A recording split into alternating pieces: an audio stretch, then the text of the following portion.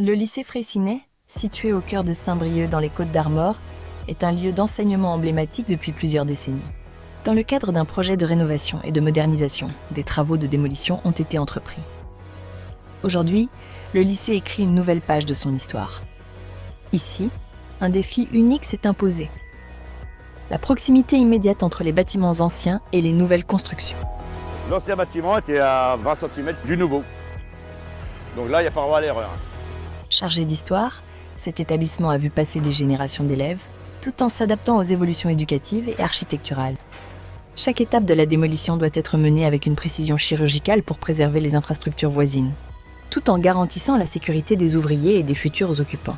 Avant toute démolition, une étape essentielle s'impose. Le désamiantage. Ce processus vise à retirer l'amiante, un matériau autrefois très utilisé dans la construction, mais aujourd'hui reconnu pour sa dangerosité pour la santé.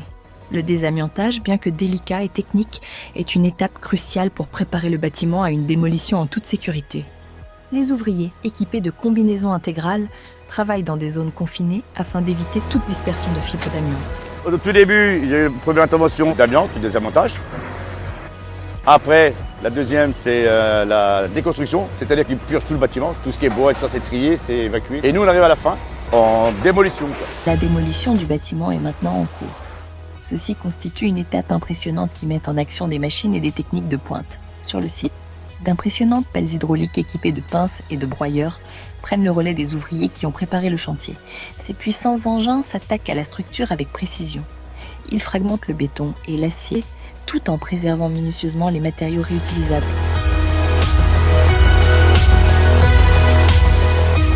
On détole, et lui après, avec sa cisaille, il coupe la charpente métallique et il fait tomber. Et on trie.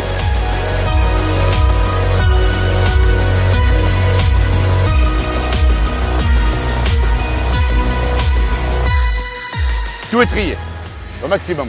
On trie le béton, les tôles, le bois, tout ça c'est trié, c'est emmené en carrière, c'est emmené chez ferrailleur. 10 jours après la démolition, le chantier offre un tout nouveau visage. Les vestiges du bâtiment ont laissé place à un terrain dégagé. Les équipes ont finalisé le tri des matériaux, veillant à recycler au maximum les débris récupérables. Attends, je vais débarrasser. Attention, hein. Là je me lève, tu me dis si ça passe sur toi, tu rien. Non, mais il y a la longueur là. Je suis souvent en permanence avec le chauffeur, justement, le micro. Moi je suis là-haut et puis je le guide.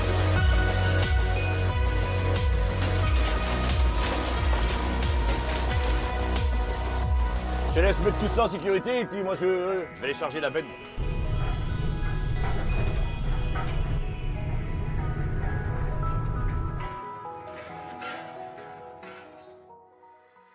Dix jours après la démolition, le chantier offre un tout nouveau visage. Le site a été nivelé et nettoyé, garantissant une zone parfaitement sécurisée.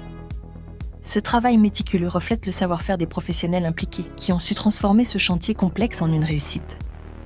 Cette étape marque la fin d'un cycle et le début d'une nouvelle ère pour le lycée Freycinet.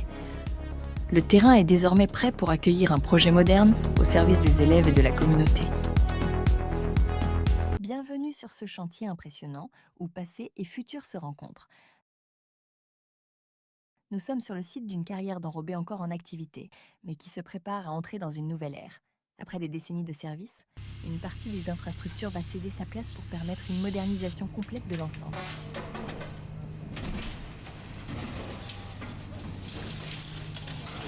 Aujourd'hui, vous allez découvrir les étapes minutieuses et techniques d'un chantier de démolition exceptionnel. Ici, chaque geste est réfléchi, chaque intervention maîtrisée, pour garantir une transition en toute sécurité et dans le respect des normes les plus exigeantes.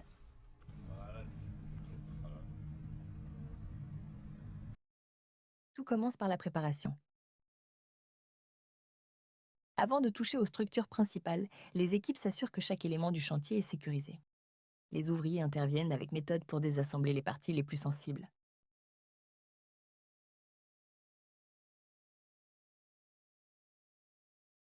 Tout le chantier est balisé et les consignes de sécurité sont strictement respectées. Rien n'est laissé au hasard pour garantir le bon déroulement des opérations.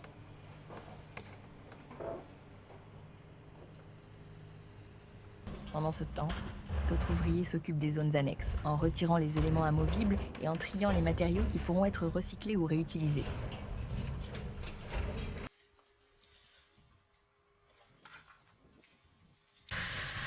Il découpe les immenses tuyaux qui reliaient autrefois les différentes unités de production.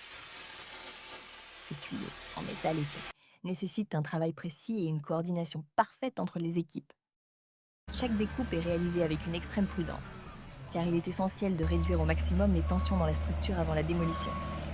Les premières interventions des machines, une fois la phase de préparation. Une fois la phase de préparation terminée, les machines entrent en scène. Et quelles machines? Ces engins impressionnants, équipés de pinces hydrauliques, s'attaquent aux structures métalliques avec une puissance redoutable. Les coupeuses hydrauliques, véritables mâchoires d'acier, exercent une pression immense pour sectionner les poutres en acier qui soutiennent encore.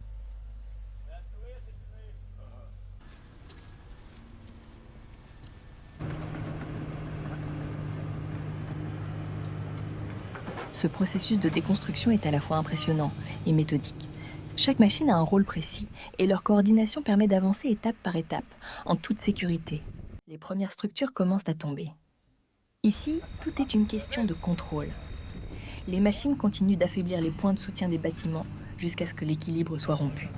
Une fois le moment venu, les parties démantelées s'effondrent sur elles-mêmes dans un grondement sourd, soulevant des nuages de poussière.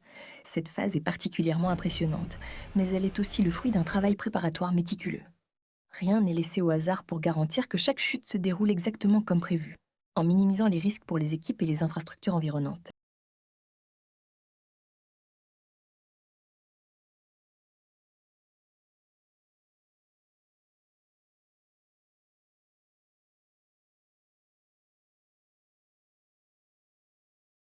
Et voici le moment que tout le monde attend, la démolition du bâtiment principal. Cette structure imposante, véritable pièce maîtresse du site, domine le paysage depuis des décennies. Aujourd'hui, elle s'apprête à disparaître pour faire place à l'avenir. Les dernières étapes de préparation se concentrent sur les poutres porteuses. Les machines interviennent avec une précision chirurgicale pour couper ces éléments critiques tout en contrôlant la stabilité de l'ensemble.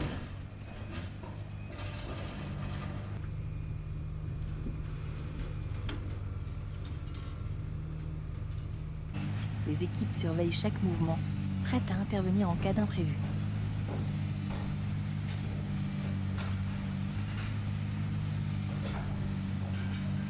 Et soudain, tout bascule. Lentement d'abord, puis avec une accélération spectaculaire, le bâtiment principal s'effondre dans un tonnerre de bruit et de poussière. Cette chute, à la fois impressionnante et parfaitement maîtrisée, symbolise le point culminant de ce chantier hors du commun. Mais la démolition ne s'arrête pas à la chute des bâtiments. Une fois les structures au sol, commence le travail de tri et de gestion des matériaux. Ici, rien ne se perd, tout se transforme. Les gravats de béton sont collectés pour être concassés et réutilisés dans d'autres projets de construction. Les métaux, quant à eux, sont soigneusement séparés, nettoyés et envoyés vers des filières spécialisées pour être valorisés. Ce processus de recyclage est un élément central du chantier. Il permet de réduire l'impact environnemental tout en maximisant la réutilisation des ressources. Les machines, équipées de godets spécifiques, travaillent sans relâche pour déplacer et trier les matériaux. Sur un chantier de cette ampleur, chaque détail compte et l'efficacité logistique est primordiale. Une transformation réussie. Ce chantier de démolition est bien plus qu'une simple destruction. C'est une véritable transformation qui ouvre la voie à une modernisation complète du site, grâce à l'expertise des équipes, aux équipements de pointe et à une planification rigoureuse. Chaque étape est réalisée avec un souci constant de sécurité et d'efficacité. La chute du bâtiment principal restera comme le moment fort de ce chantier, mais c'est l'ensemble du processus de la préparation au recyclage qui fait de ce projet un exemple de modernisation responsable. En quelques semaines, ce site aura changé de visage, prêt à accueillir une nouvelle infrastructure qui répondra aux besoins du futur tout en respectant l'histoire de ce lieu emblématique.